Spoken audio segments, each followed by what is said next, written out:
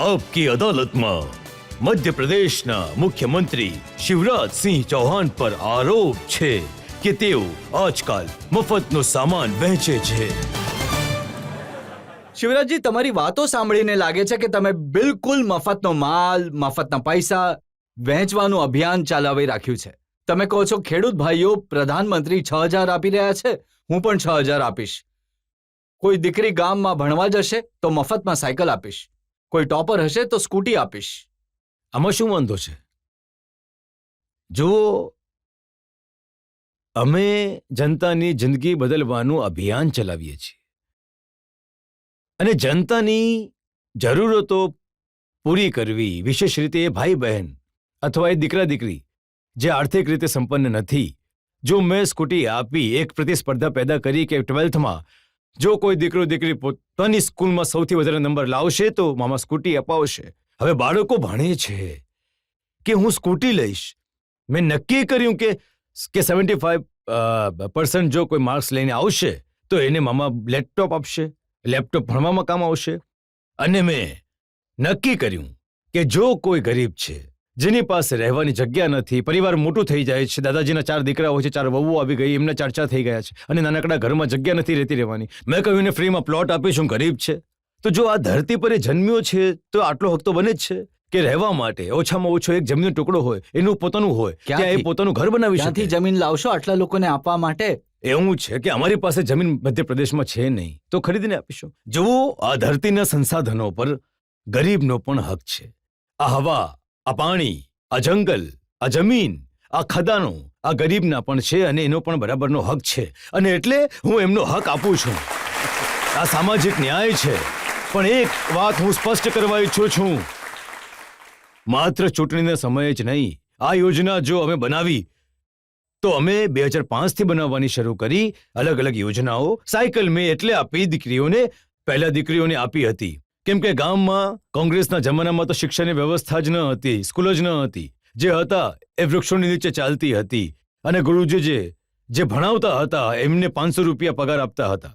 શ્રીમાન દિગ્વિજયસિંહ, જેમણે મધ્યપ્રદેશનો બંટા ધાર કરી નાખ્યો છે. એક સ્કૂલમાં હું ગયો, એ સમયે હું મેમ્બર ઓફ પાર્લામેન્ટ હતો, તો મેં એક બાળકને પૂછી લીધું કે ગંગાજી ક્યાંથી નીકળી, તો એણે કહ્યું કે વિદ્યાચલથી. તો મેં ગુરુજીને બોલાવ્યા. ગુરુજી, શું કજક કરો છો? ગંગાજી તો હિમાલયથી નીકળે છે. બાળક કહી રહ્યા છે કે વિદ્યાચલથી. તો બોલ્યા 500 રૂપિયામાં તો સાહેબ વિદ્યાચલમાંથી જ નીકળશે ને. ખરાબ હાલત. એ પરિસ્થિતિઓમાં હું મુખ્યમંત્રી બન્યો તો હાઈસ્કૂલ, હાઈ સેકન્ડરી સ્કૂલ, બીજા ગામમાં તો દીકરીને ભણવા જ નતા દેતા માતા પિતા. તો મેં કહ્યું દીકરી ચાલતી નહીં જશે, હું સાયકલ આપીશ. બીટીઆર રાણી સાયકલ પર બેસીને જશે. અમે સાયકલો આપી. એના પછી ભાણેજો મારાથી નારાજ થવા લાગ્યા. મામાજી, અન્યાય થઈ રહ્યો છે, ભાણીઓ સાયકલ પર જઈ રહી છે અને અમે ચાલતા ઘસડાઈ રહ્યા છીએ. તો મેં ભાણેજોને પણ સાયકલ આપી દીધી અને હવે એ સફળ સ્કૂટી સુધી પહોંચી ગયો. વાંધો શું છે ભાઈ? પણ હવે સાંભળ્યું છે કે બનેવી અને ફુવા પણ નારાજ છે. કેમ કે બહેનોને આપી દીધું, ભાણેજોને આપી દીધું, ભાણીઓને આપી દીધું, બનેવી રહી ગયા. આ 6,000 રૂપિયા જે પ્રધાનમંત્રીજી આપી રહ્યા છે એ એમને જ આપી રહ્યા છે. 6,000માં 6,000 મેં પણ ઉમેર્યા તો 1,000 રૂપિયા દર મહિને મધ્યપ્રદેશના દરેક ખેડૂતને મળી રહ્યા છે ને. અને આ એમની જિંદગી બદલવાનો પ્રયાસ કરી રહ્યા છે. હકીકતમાં તમે જોશો તો આપણા મજદૂર, ગરીબ ભાઈ બહેન, જેમ કે મેં એક યોજના બનાવી. આ યોજના મેં બનાવી જનતાની તકલીફને જમીન પર જોઈને. હું બાળપણથી મારા ગામમાં જોતો હતો, દીકરી અને દીકરો બંનેમાં લોકો ભેદભાવ કરતા. દીકરો આવે તો સ્વાગત કરવામાં આવે, ખુશીઓ મનાવવામાં આવે, લાડવા વહેંચવામાં આવે, અભિનંદન ગાવામાં આવે. દીકરી જો આવી જાય તો માનો ચહેરો પણ ઉતરી જતો હતો, જેમ કે દીકરી ન જન્મી હોય, આફત જન્મી હોય. અને ત્યારે મારા દિલમાં તકલીફ થતી હતી કે ભગવાન, કે એક દિવસ ક્યારે આવશે જ્યારે દીકરો અને દીકરી બંને બરાબર માનવામાં આવશે. મેં ગામમાં એ બહેનની તકલીફ જોઈ, જ્યારે ઘરમાં પતિ નાની નાની વાત પર ખીજવાતો હતો અને ઘણી વાર મારતો હતો. મેં માર ખાતી બહેનોને બીજાના ઘરમાં જઈને બચાવો કહેતા જોયા છે. ત્યારે મનમાં તકલીફ થતી હતી કે સ્ત્રી અને પુરુષની સમાનતા આખરે ક્યારે થશે. અને દીકરીઓની તકલીફ જોઈને હું કહેવા માંગીશ, રજતજી, મારા મનમાં એ ભાવ આવ્યો કે દીકરીને આવવાથી દુનિયામાં ત્યાં સુધી રોકશે લોકો જ્યાં સુધી એ બોજો રાખશે. દીકરીને વરદાન બનાવવી જોઈએ. અને એટલે મારા મનમાં. શિવરાજજી, 18 વર્ષ પછી તમને દીકરીઓની યાદ આવી? 18 વર્ષ મુખ્યમંત્રી રહ્યા, હવે ચૂંટણી આવી રહી છે તો દીકરીઓને 1,000 રૂપિયા આપશો? નહીં, આજે યોજના હું બનાવી રહ્યો છું. આજે હું યોજના કરી રહ્યો છું 2006માં બનાવી હતી મેં એનો ઉલ્લેખ કરી રહ્યો છું. જ્યારે હું મુખ્યમંત્રી બન્યો તો મેં સૌથી પહેલી યોજના બનાવી કે મધ્યપ્રદેશની ધરતી પર દીકરીને બોજ નહીં રહેવા દઈશું, દીકરીને વરદાન બનાવીશું. અને વરદાન કેવી રીતે બને છે? કેમ કે મધ્યપ્રદેશમાં સેક્સ રેશિયો ઘણો ગડબડ થઈ ગયો હતો. 1000 દીકરા પર 912 દીકરીઓ જન્મી હતી. અને એક જગ્યાએ જ્યારે મેં કહ્યું કે દીકરીને આવવા દો, દીકરી વગર દુનિયા નહીં ચાલે, તો ઘરડી માતાએ કહ્યું કે મોટી મોટી વાતો કરી રહ્યો છે, દીકરીને આવવા દો, દીકરીને આવવા દો. એટલે દીકરી આવી ગઈ, મોટી થઈ ગઈ, લગ્નમાં દહેજની વાત આવશે તો તું કરાવીશ કે? ત્યારે મને લાગ્યું કે માત્ર ભાષાના ફતે કામ નહીં ચાલે.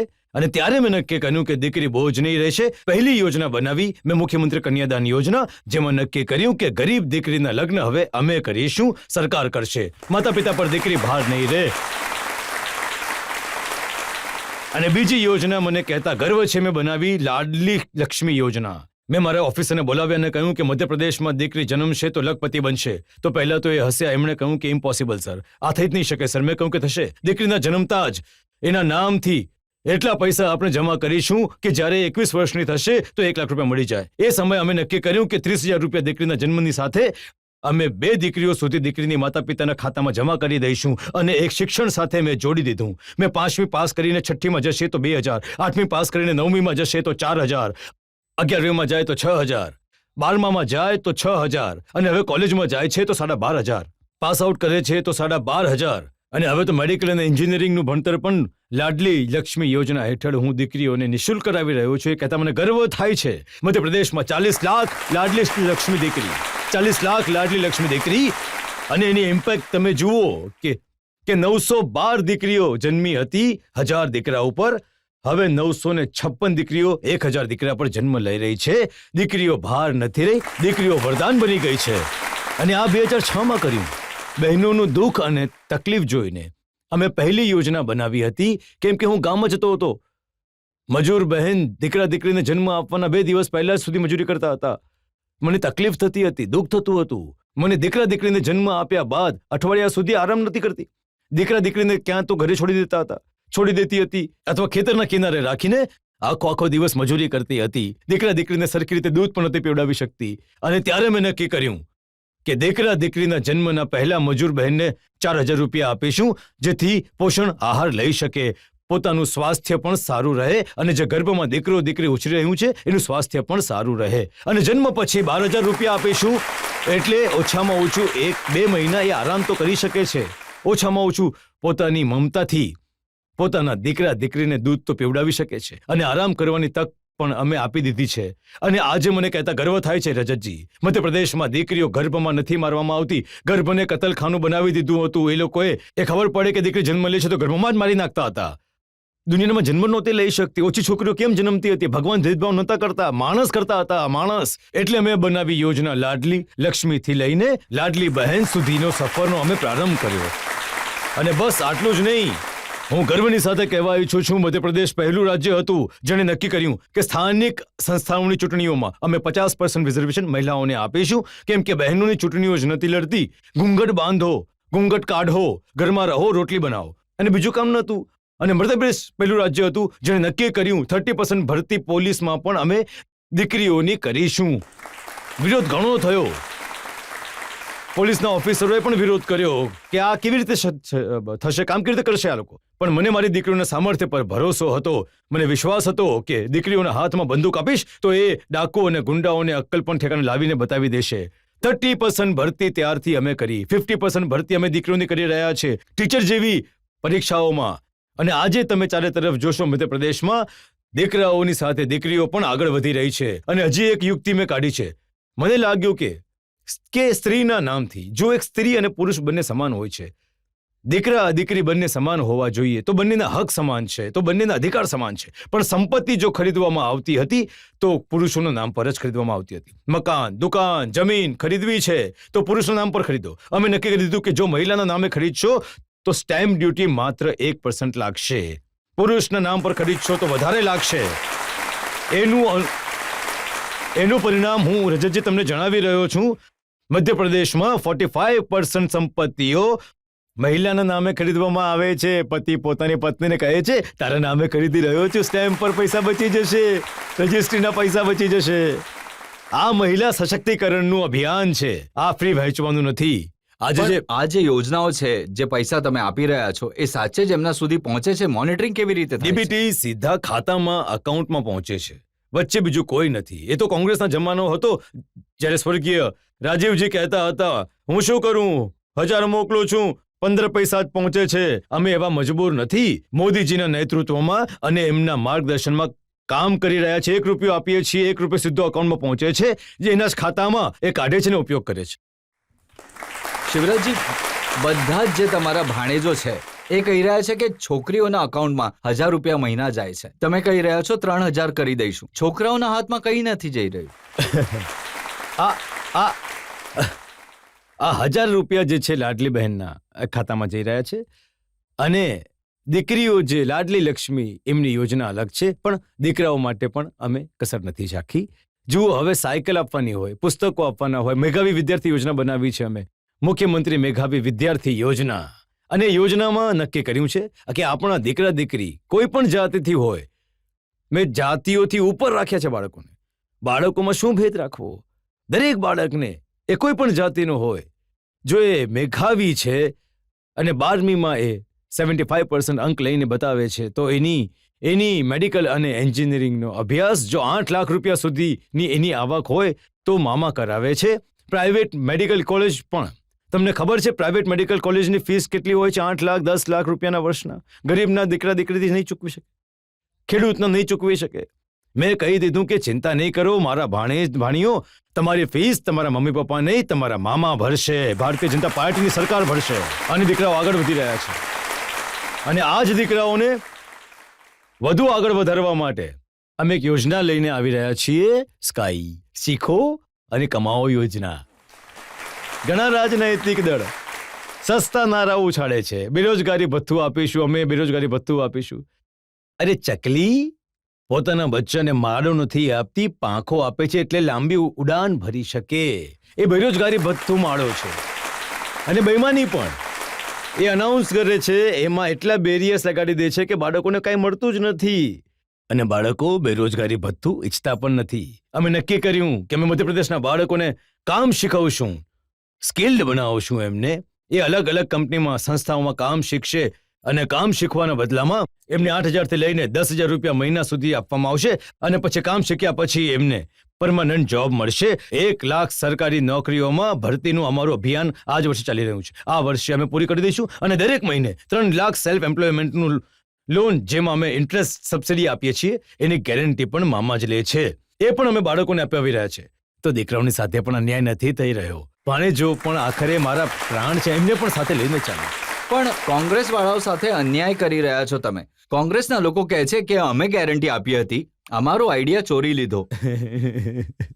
એમણે કહ્યું અમે મહિલાઓને 1500 રૂપિયા મહિનાનો વાયદો કર્યો તો શિવરાજે પહેલા જ 1000 આપી દીધા. એમણે ગેસનો સિલિન્ડર 500 રૂપિયામાં આપવાનું કહ્યું હતું, તમે 450 આપી દીધો. હવે જુઓ, 2017માં 1000 રૂપિયા મેં આ સ્કીમ ક્યારે શરૂ કરીએ કહ્યું છું. 2017માં મધ્યપ્રદેશમાં 3 અત્યંત પછાત જનજાતિઓ હતી, બેગા, ભારિયા અને સહેરિયા, જ્યાં પોષણનું સ્તર બાળકોનું પણ સારું નહીં હતું. મને લાગ્યું કે જો આ પરિવારને આપણે આગળ લઈ જવો છો, તો મેં પરિવારની જે મુખ્ય જે છે બહેન, એના ખાતામાં 1000 રૂપિયા આપી દઉં. કેમ કે બહેન કે મહિલા પૈસાનો દુરુપયોગ નથી કરતી. જો પૈસા એના હાથમાં આવે તો સૌથી પહેલા બાળકો પર ખર્ચ કરશે.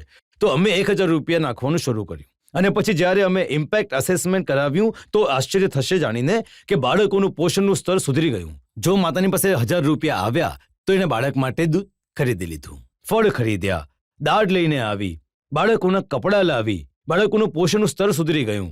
ત્યાંથી અમારી હિંમત હજી વધી ગઈ, અને મને લાગ્યું કે દરેક ગરીબ બહેનના ખાતામાં 1000 જવા જોઈએ. તો અમે ચૂંટણીને કારણે નહીં, અમે જે 1000 પહેલા અમે આપી રહ્યા હતા એ પણ લાખો હતી. એ બહેનોને એનો વિસ્તાર કરીને હવે અહીંને દરેક ગરીબ અને નિમ્ન મધ્યમ વર્ગીય પરિવારની જે બહેનો છે એમના સુધી પહોંચાડી દીધું. અને મને ખુશી છે, ઘણીવાર તો હું ભાવુક થઈ જાઉં છું, રોવાડા ઊભા થઈ જાય છે. હમણાં હું 3 દિવસ પહેલા જાગવા ગયો હતો, એક ફોટોગ્રાફ તમે ક્યાંક જોઈ લેજો. જગ્યાએ બહેનો ભેગી થઈ ગઈ હતી, રોકાઈ છે, અને બહેને પણ અવાજ આપ્યો, ભાઈ. મેં કહ્યું રોકો બેન, બોલાવે છે. આવીને મારા ગળે લાગી ગઈ, માથા પર હાથ મારી બોલાઈઓ લીધી, માથું ચૂમી લીધું. અને પછી એને મને કહ્યું કે તમે જે પૈસા આપ્યા આ મેં લારી લગાડી શાકભાજીની અને મેં શાકભાજી ખરીદ્યા આ લારી લીધી છે શાકભાજીની અને શાકની લારી એના પર શાક વેચી રહી છું ને રોજ 200-250 કમાવા લાગી છું હવે હું કોઈએ જૂની સિલાઈ મશીન ખરીદી અને એ સિલાઈ મશીનમાં કામમાં લાગી ગઈ એ મહિલાઓ છે જેમણે આ પૈસાનો ઉપયોગ આજીવિકા ચલાવવા માટે પ્રારંભ કરી દીધો છે એમનું જીવન બદલાઈ રહ્યું છે આ ફ્રીમાં વહેંચવાનું નથી આ તો પોતાની બહેનોની જિંદગી બદલવાનું મારું અભિયાન છે અને આ મારો સંકલ્પ છે કે બહેનોની આંખોમાં આંસુ નહીં રહેવા દઈશ એમના ચહેરા પર સ્મિત લઈને આવીશ મહિલા સશક્તિકરણ મારા જીવનનું મિશન છે જુલાઈ 2022માં પ્રધાનમંત્રી નરેન્દ્ર મોદીએ કહ્યું હતું આજકાલ આપણા દેશમાં મફતની રેવડી વહેંચીને વોટ ભેગા કરવાની ભરપૂર કોશિશ થઈ રહી છે એમણે કહ્યું હતું આ રેવડી કલ્ચરવાળા એક્સપ્રેસ વે નથી બનાવડાવી શકતા નવા એરપોર્ટ નથી બનાવી શકતા હોસ્પિટલ નથી બનાવી શકતા આ માત્ર વોટ માંગી જાણે છે એમણે બિલકુલ સાચું કહ્યું છે જે તમે એમણે પણ તો એ જ કરી રહ્યા જે છો માત્ર રેવડીઓ વેચે છે એમને માટે કહ્યું છે તમે જુઓ રજતજી મધ્યપ્રદેશમાં જઈને હાઈવેઝ બની રહ્યા છે એક્સપ્રેસ વેઝ બની રહ્યા છે જો મધ્યપ્રદેશનું શું હતું 2003માં મધ્યપ્રદેશમાં તૂટેલી ફૂટેલી 60,000 કિલોમીટર રસ્તાઓ હતા ખાડામાં સડકો છે કે સડકો પર ખાડા છે કે ખાડામાં ખાડા છે એ જ ખબર નહોતી પડતી કોઈ મધ્યપ્રદેશમાં આવતા હતા અને ગાડી ઉછળવા લાગતી હતી તો સમજી જતા હતા કે મધ્યપ્રદેશ આવી ગયું છે ભાઈ બંટા ધાર કરી દીધું હતું દિગ્વિજયસિંહે આખા મધ્યપ્રદેશનું આજે મધ્યપ્રદેશમાં 5 લાખ કિલોમીટર શાનદાર સડકોની જાળ પાથરી દીધી છે જે અમે પાથરી છે Atal express way Narmada express way Bhind express way Bundelkhand express way અમે આખા મધ્યપ્રદેશને બદલી નાખ્યું છે અને માત્ર સડકો જ નહીં મધ્યપ્રદેશમાં વીજળી રહેતી ઓછી હતી જતી વધારે હતી જ્યારે એમનું રાજ ચાલતું હતું કોંગ્રેસનું તો 2 કલાક 3 કલાક વીજળી મળતી હતી માત્ર વીજળીની ઉપલબ્ધતા અને ઉત્પાદન 5,000 મેગાવોટની નીચે હતું આજે 29,000 મેગાવોલ્ટ વીજળી ઉત્પન્ન કરી શકી છે મધ્યપ્રદેશની જનતાને અને મેં 24 કલાક વીજળી ઘરોને રોશન કરવાનું કામ કર્યું છે અમે પાવર પ્લાન્ટ નવા લગાડ્યા છે શિવરાજજી જરૂર વીજળી આપી રહ્યા છો તમે પણ જ્યારે તમે કહો છો ને કે 100 યુનિટ વીજળી ફ્રી 200 પર અડધું બિલ તો આ ફ્રી બીજ નથી આ અમે રેવડી નથી કહેતા આ તો કોંગ્રેસ કહે છે અમે તો પૈસા લઈ રહ્યા છીએ પણ ગરીબ પાસે ઓછા લઈએ છીએ એમાં વાંધો શું છે મધ્યપ્રદેશમાં કેપિટલ એક્સપેન્ડિચર બિલકુલ ક્યારેય ઓછું થયું નથી રેવન્યુ સરપ્લસ બજેટ છે અમારું રસ્તા હોય વીજળી હોય પાણી હોય 5 મેડિકલ કોલેજ હતી આજે 30 મેડિકલ કોલેજ જોડાઈ ગઈ છે સીએમ રાજ્ય સ્કૂલ બનાવી રહ્યા છે એક સ્કૂલની બિલ્ડિંગ 38 અને 40 કરોડની છે જ્યાં ગરીબના છોકરાઓ પણ પ્રાઇવેટ સ્કૂલથી સારી સુવિધાઓ મેળવી શકે છે ગ્લોબલ સ્કિલ પાર્ક જેવા અમારે ત્યાં સ્કિલ મેન પાવર તૈયાર કરવા માટે સિંગાપોરના સહયોગથી ઇન્સ્ટિટ્યુશન્સ બની રહ્યા છે અલગ અલગ કોલેજો એન્જિનિયરિંગ કોલેજ હોય મેડિકલ કોલેજ હોય આ બધાની આખી જાળ પાથરી છે અને મધ્યપ્રદેશની અર્થવ્યવસ્થા તમે જુઓ જ્યારે કોંગ્રેસનું રાજ હતું 2002 અને 3 સુધી ત્યારે મધ્યપ્રદેશમાં પર કેપિટલ ઇન્કમ હતી 11,000 આજે થઈ ગઈ છે 1,40,000 રૂપિયા વધીને મધ્યપ્રદેશમાં કુલ મળીને જે અર્થવ્યવસ્થાનો આકાર હતો 71,000 કરોડ આજે વધારીને અમે કરી દીધો એને લગભગ 15 લાખ કરોડ મધ્યપ્રદેશમાં પાકોનું અનાજનું ઉત્પાદન હતું માત્ર 100 કરોડની આસપાસ આજે વધીને પહોંચી ગયું છે લગભગ 650 કરોડ મધ્યપ્રદેશ ઘઉં એક્સપોર્ટ કરનારું સૌથી મોટું સૌથી વધારે ઘઉં એક્સપોર્ટ કરવાવાળું રાજ્ય છે અમે એગ્રીકલ્ચરલ ગ્રોથ રેટ જો તમે જોશો કોંગ્રેસના જમાનામાં માઇનસ રહેતી હતી સતત દોઢ દશક સુધી મધ્યપ્રદેશે 18% સુધીનો એગ્રીકલ્ચરલ ગ્રોથ રેટ મેળવીને માત્ર દેશમાં જ નહીં દુનિયામાં રેકોર્ડ બનાવ્યો છે રેકોર્ડ સતત આટલી વૃદ્ધિ ક્યારે નથી થઈ સિંચાઈની વ્યવસ્થા કોંગ્રેસ રાજા નવાબ અંગ્રેજ આઝાદીના પહેલા પણ કુલ 7.5 લાખ હેક્ટર હતી અમે વધારીને 47 લાખ હેક્ટર પહોંચાડી દીધી અને 65 લાખ હેક્ટર સુધી અમે પહોંચાડવાના છીએ અને સિંચાઈનો ચમત્કાર છે કે ખેતી અમારી ઝડપથી વધતી ગઈ ખેતી ઝડપથી વધી તો અર્થવ્યવસ્થા વાઇબ્રન્ટ થઈ ગઈ મધ્યપ્રદેશનું યોગદાન દેશની જીએસડીપીમાં માત્ર 3.6% રહેતું મને હતું જણાવો કે અને આજે 4.8 થઈ ગયું છે કેટલી ઝડપથી અમે વધ્યા બજેટ ક્યારેક 21,000 કરોડ રૂપિયા રહેતું હતું આજે 3,14,000 કરોડનું બજેટ અમે આપી દીધું છે શિવરાજજી આખું ઇલેક્શન કેમ્પેન અહીંયા જ કરવું છે મેં માત્ર એટલે કહ્યું કે ફ્રી બીઝ નહીં કેપિટલ એક્સપેન્ડિચર તમે મને કહો હું તમને ફિગર કહું છું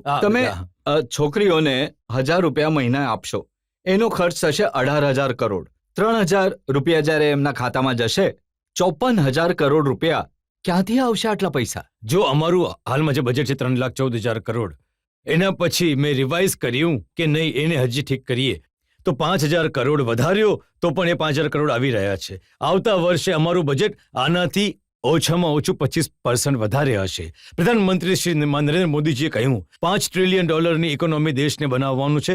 અમે નક્કી કર્યું અમે 50 બિલિયન ડોલરની ઇકોનોમી મધ્યપ્રદેશને બનાવીશું. તો ઝડપથી અમારી અર્થવ્યવસ્થા વધી રહી છે, ઝડપથી. તો અમે બજેટનો આકાર સતત વધારતા જઈ રહ્યા છે. પૈસા વધારે આવશે કારણ કે અર્થવ્યવસ્થાની ઝડપ વધી રહી છે, રોકાણ આવી રહ્યા છે. અને હવે આપણે ગ્લોબલ ઇન્વેસ્ટમેન્ટ સમિટ કરી હતી ત્યારે ગ્લોબલ ઇન્વેસ્ટ સમિટમાં 15,42,550 કરોડ રોકાણના પ્રસ્તાવ આવ્યા હતા, જેને ઝડપથી અમે જમીન પર ઉતારી લાવ્યા હતા. અમારે ત્યાં આઈટી કંપનીઓ આવી રહી છે, અમારે ત્યાં ટેક્સટાઇલ ઇન્ડસ્ટ્રી આવી રહી છે, અમારે ત્યાં ઓટોમોબાઈલ ઇન્ડસ્ટ્રી આવી રહી છે, MSME ઝડપથી વધી રહી છે. તો આપણે આવા જ ગરીબ થોડી રહેવાના છીએ. એ જમાનો ચાલી ગયો જ્યારે અમને બીમાર રાજ્ય કહેતા હતા. એ કોંગ્રેસનો જમાનો હતો. હવે બીમાર નહીં, અમે વિકસિત રાજ્ય છીએ, તેજીથી આગળ વધી રહ્યા છીએ. એટલે પૈસાની વ્યવસ્થા થઈ ગઈ છે.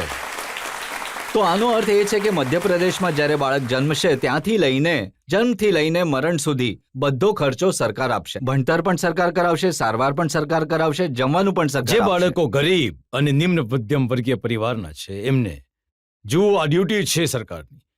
એજ્યુકેશન, શિક્ષા આપવી. જો કોઈની પાસે પૈસા નથી તો શિક્ષા મેળવવાનો અધિકાર તો છે જ. પ્રાચીન કાળમાં પણ ભારતમાં ફ્રી એજ્યુકેશન હતું. ભગવાન શ્રી કૃષ્ણ અને સુદામા સંદીપનીજીના આશ્રમમાં ગયા હતા તો સંદીપજીની ફીસ નહોતા લેતા. સમાજ શિક્ષણનું વહન એ કરતા હતા. જે ગરીબ છે, મેં 8 લાખની સીમા જણાવી, 8 લાખ રૂપિયાની જેની ઓછી આવક છે એમનું કરવાનું છે. એ અમારો ધર્મ છે. જુઓ, બાળકને પૈસા નથી તો અમે મજબૂરીથી છોડી દઈશું એવું નથી. એ વિચારતો હશે કે ટેલેન્ટ છે તો કાશ મારી પાસે પણ પૈસા હોત, મારા મમ્મી પપ્પા પાસે આગળ, તો હું આગળ વધી જાત. હું બાળકોની આંખોમાં સપનાને મરવા નહીં દઉં. જો એટલે જ કમલનાથજી આજકાલ કહે છે કે શિવરાજસિંહ ચૌહાણ ખિસ્સામાં નાળિયેર લઈને ફરે છે. જ્યાં જ્યાં જાય છે યોજનાનો શિલાન્યાસ કરી દે છે. જુઓ, જેનામાં દમ હોય એ તો કરે છે. અમે માત્ર શિલાન્યાસ થોડી કરીએ છીએ, પછી તો ભવ્ય ભવન પણ ઊભું કરીએ છીએ. અને એ કહે છે કે ઘોષણાવીર છે તો વીર તો ઘોષણા કરે જ છે, કાયર થોડી ઘોષણા કરે છે. અમે ઘોષણા પણ કરીએ છીએ અને પૂરું પણ કરીએ છીએ. એમાં શું વાંધો છે? કમલનાથજી જ્યારે મુખ્યમંત્રી હતા તો આખો સમય રડતા જ રહેતા હતા, હું શું કરું, મારી પાસે પૈસા જ નથી, હું શું કરું, મારી પાસે પૈસા નથી, મામાનો ખજાનો ખાલી કરી ગયા. હું એમનો મામાનો ઔરંગઝેબ થઈ ગયો? હું ક્યારે નથી કહેતો કે મારી પાસે પૈસા નથી. મારી પાસે ઘણા પૈસા છે. વિકાસના કામો માટે પણ અછત નથી અને જનકલ્યાણના કામ માટે પણ અછત નથી.